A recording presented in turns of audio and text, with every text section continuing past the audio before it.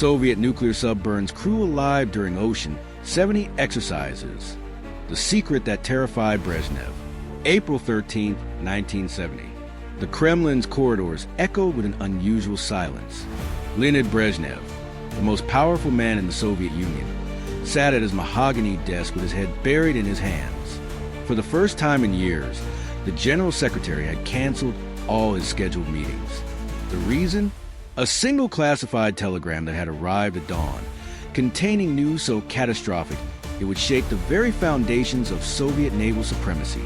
Defense Minister Andrei Grechko stood at attention, his usually confident demeanor replaced by visible distress as he prepared to deliver the most devastating military briefing of the Cold War era. What he was about to reveal would not only change the course of naval history, but expose a tragedy so profound that it will remain buried in state secrets for decades to come. The telegram was brief, clinical in its military language, but its implications were staggering.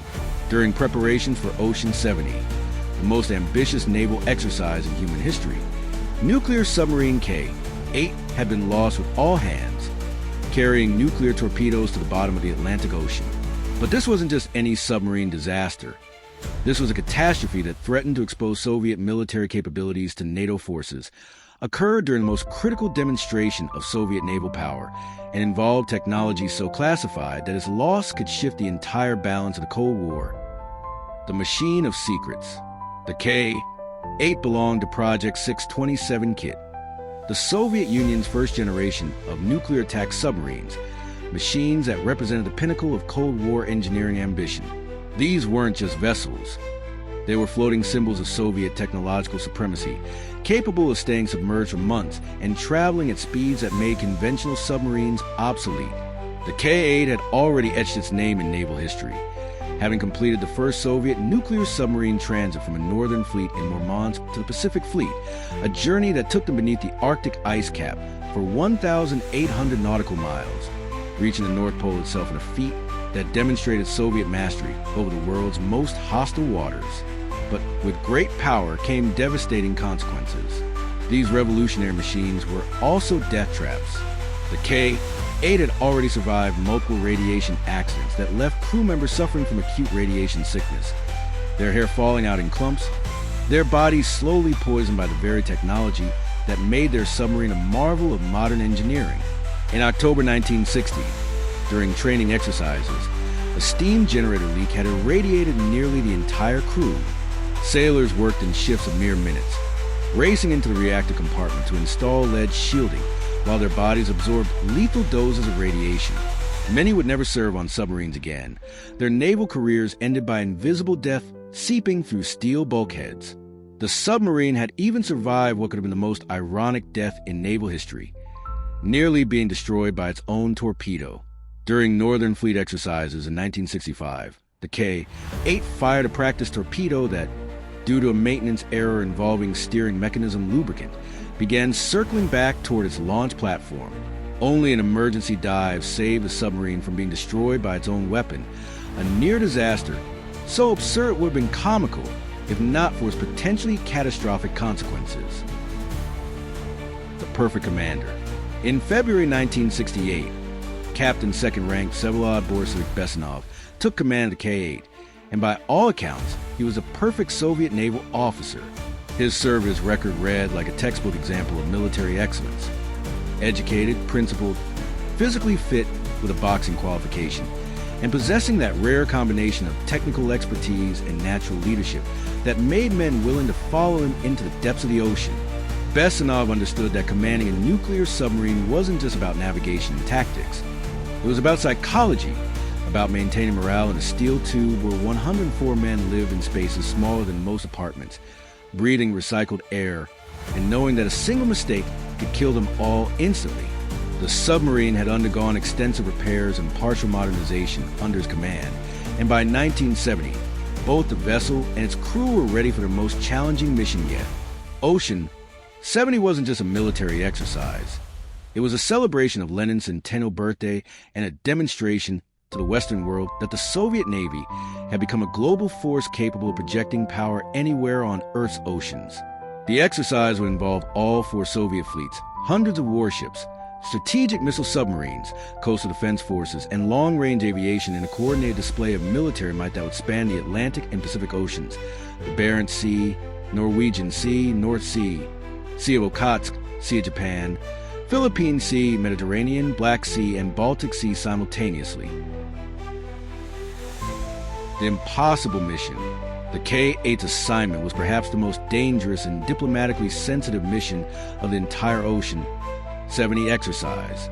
They were to penetrate the JUK Gap, the Greenland-Iceland United Kingdom strategic choke point that NATO used to monitor and control Soviet submarine movements between the Arctic Ocean and the Atlantic. This underwater barrier, bristling with sonar arrays, patrol aircraft, and hunter-killer submarines, was considered nearly impenetrable. Soviet submarines that attempted to pass through were usually detected and shadowed by NATO forces. Their positions radioed to military commands across the Western Alliance. But the K-8 succeeded where others had failed, slipping through the JUK Gap undetected and making their way toward their ultimate objective, the Strait of Gibraltar. This narrow passage between Europe and Africa, only 8 miles wide at its narrowest point, was the most heavily monitored waterway in the Mediterranean, watched by Spanish and British radar installations, patrolled by NATO aircraft and warships, and monitored by underwater hydroacoustic stations that could detect submarine propeller signatures from hundreds of miles away. Passing through Gibraltar undetected was considered virtually impossible, which is exactly why Soviet Naval Command had chosen it as the K-8's route. The submarine employed a technique that required extraordinary skill and courage. They positioned themselves directly beneath a merchant vessel transiting the strait, using the surface ship's engine noise and propeller signature to mask their own acoustic footprint. This maneuver demanded absolute precision. Too close, and they would collide with the merchant ship above them. Too far, and the hydroacoustic stations would detect the dual signature and identify the hidden submarine. For several hours, the K-8 maintained perfect position beneath their unwitting escort, threading the needle between detection and destruction until they emerged safely in Mediterranean waters. When everything went wrong, their success in reaching the Mediterranean coincided with a crisis that would make their mission exponentially more dangerous. The French submarine Eurydice had vanished without a trace, prompting a massive search operation involving French naval forces, NATO allies, and merchant vessels throughout the region. The Mediterranean, normally a challenging but manageable operating environment, had become a hornet's nest of activity as ships, aircraft, and submarines scoured every square mile of water, looking for traces of the missing French boat. In this environment of heightened alertness and intensive naval activity, the K-8 was ordered to locate and observe American aircraft carriers Saratoga and Midway, nuclear-powered supercarriers that formed the backbone of the U.S. Sixth Fleet's striking power in the Mediterranean. These massive warships, each carrying dozens of fighter jets, attack aircraft and helicopters, represented American naval supremacy in the region, and Soviet intelligence needed to understand their operational patterns, communication procedures, and defensive capabilities.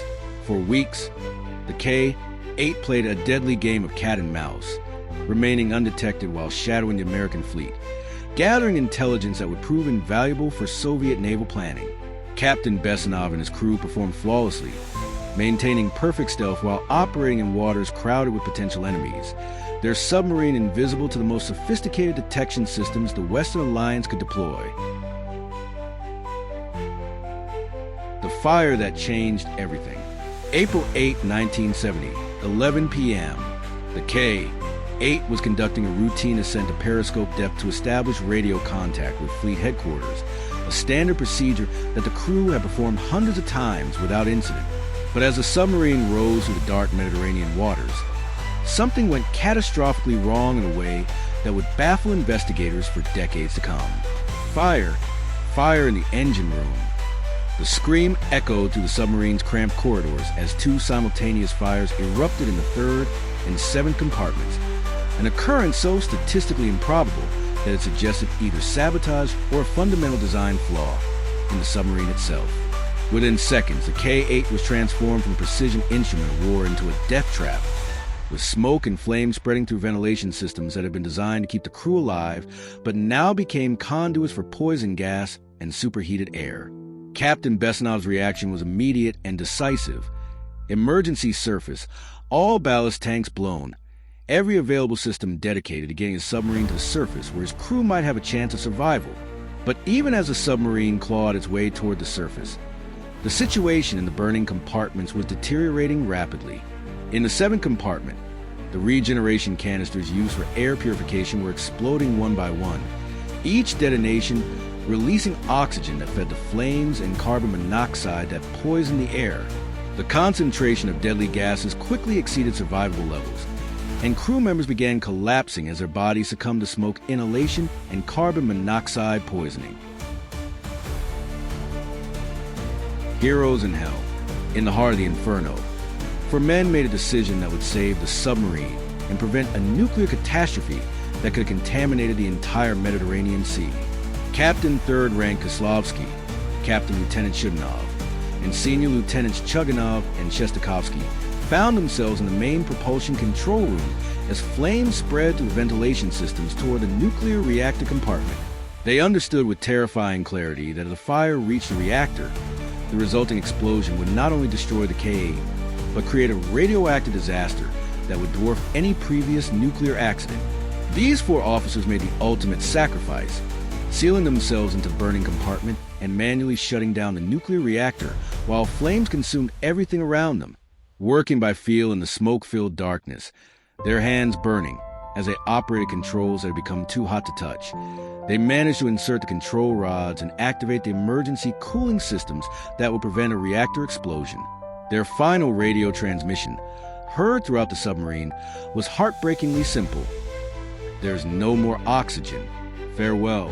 Their sacrifice prevented what could have been one of the worst nuclear disasters in history, but it came at the ultimate cost.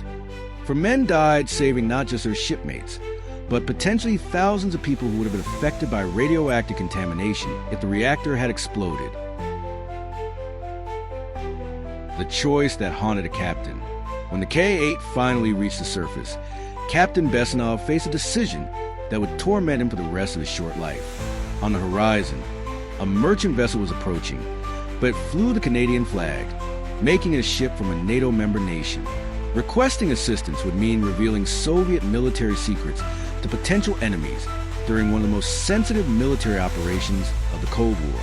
Not requesting assistance meant watching his crew die from smoke inhalation and burns while his submarine slowly sank beneath him. The decision was made by the submarine political officer, who told Brezhnev, "Request help. I'll take responsibility with you." It was a moment of humanity transcending ideology, of human life taking precedence over military secrecy. The K-8 transmitted a distress signal to the Canadian vessel, breaking decades of Cold War protocol in a desperate attempt to save Soviet lives. But when the Canadian ship approached close enough to see the burning Soviet nuclear submarine, it did something that shocked everyone aboard the K-8. It turned around and sailed away, leaving the burning submarine to its fate.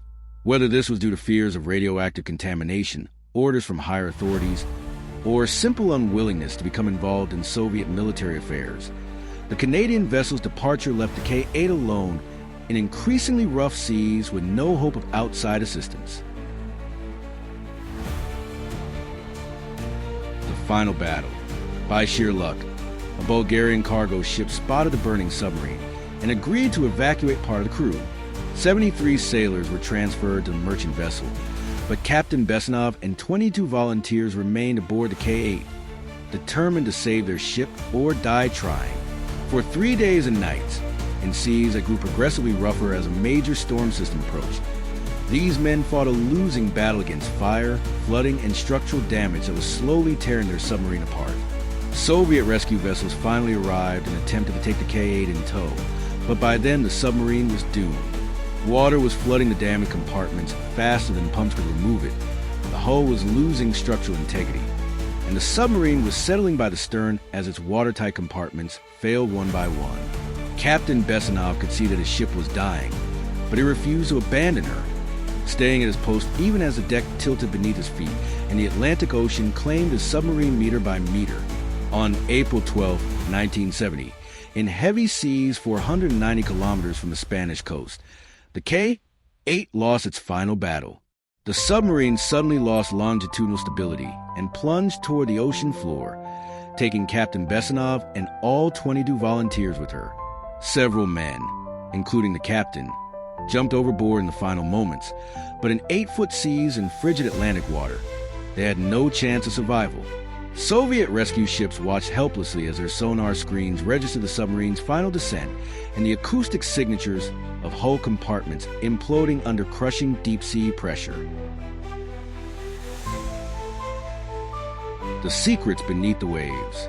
For 1,680 meters below the surface of the Atlantic Ocean, the K-8 rests with its nuclear reactor and 4 nuclear torpedoes, a radioactive tomb that will remain dangerous for thousands of years.